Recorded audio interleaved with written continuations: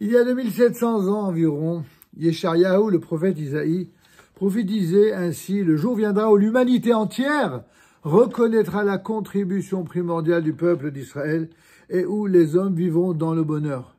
Ainsi qu'il est écrit: tu seras inondé d'une multitude de chameaux, de dromadaires, partis de Midian et d'Epha. Voici venir tous ceux de Sheva, apportant l'or et l'encens, et proclamant les louanges de l'Éternel. Les brebis de Kédar s'entassent dans tes murs, et les béliers de Nevaïot s'offrent à ton usage. Ils montent sur mon autel en sacrifice agréable, et ainsi je glorifierai ma glorieuse maison. Lors de notre retour définitif à Tzion, les nations de la terre qui nous ont opprimés durant des siècles finiront par reconnaître leurs torts et tenteront même de les réparer. Certains diront: c'est pas demain la veille. D'autres diront au contraire: non, un travail a déjà été réalisé, mais il y a la route est encore longue. Et en effet, l'exil terminé, l'anomalie de la dispersion ayant cessé entre-temps, eh bien, nous reprendrons progressivement et même totalement possession de notre terre en rayonnant de joie. Ainsi qu'il est prédit: lève tes yeux alentour et regarde, les voilà qui s'assemblent tous et viennent à toi. Tes fils arrivent de loin, avec tes filles que l'on porte sur les bras. À cette vue, tu seras radieuse, ton cœur battra d'émotion et se dilatera, car les richesses de l'océan se dirigeront vers toi, et l'opulence des peuples te sera amenée.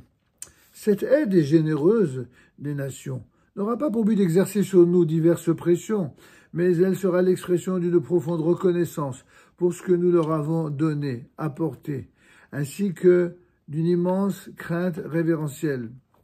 Évidemment, cette prédiction semble tellement éloignée des intentions de certaines nations aujourd'hui. Pour autant, nous savons que tout ce qu'il y a de mentionné dans la prophétie d'Israël se réaliseront à un moment ou à un autre. Il n'y a plus qu'à patienter et d'attendre que les conditions soient réunies.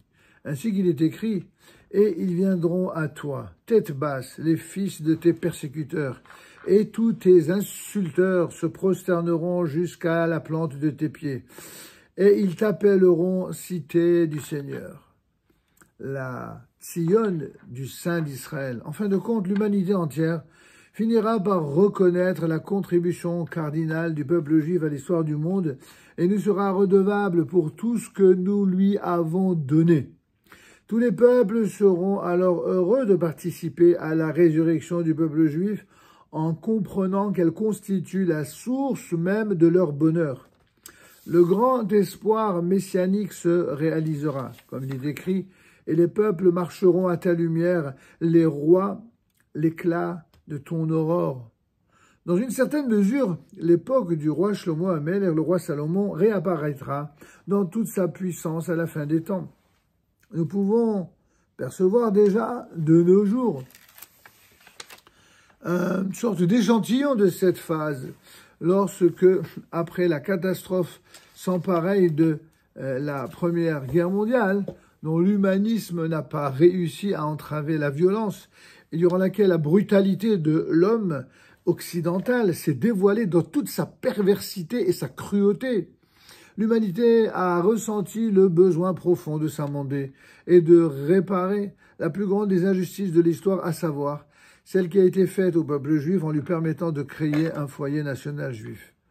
Sauf que depuis cette bonne intention, depuis cette volonté de se refaire une âme, pour reprendre la célèbre expression du professeur André Neher, eh bien des nations passent leur temps à regretter cela et à remettre en cause cela. Pour autant, certaines de ces bonnes intentions ont été maintenues.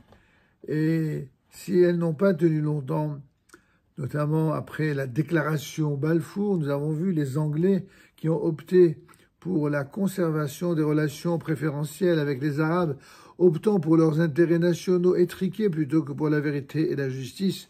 Nous voyons aujourd'hui comment cette nation, l'Angleterre, et d'autres nations qui suivront de plus en plus près, eh bien, vont être remerciées par Dieu à travers l'occupation de leur pays par ceux-là même qu'ils prétendaient recevoir avec amour et justice, pendant qu'ils imposaient au peuple juif sur sa terre, eh bien, une injustice absolument terrifiante. Malheureusement, l'humanité a sombré dans une seconde guerre mondiale encore plus cruelle que la première, dans le tourbillon de laquelle nous, peuple juif, avons été entraînés. Mais en fin de compte, justice sera faite. Les peuples de la terre essayeront, dans la mesure du possible, de réparer la plus grande des injustices et de nous aider. C'est ce qu'écrit le texte. Ce sont les îles qui attendent mon signal, et d'abord les vaisseaux de Tarshish, pour ramener de loin tes fils. Ils ont avec eux leur argent et leur or en l'honneur de l'Éternel, ton Dieu, et du Saint d'Israël qui te glorifie.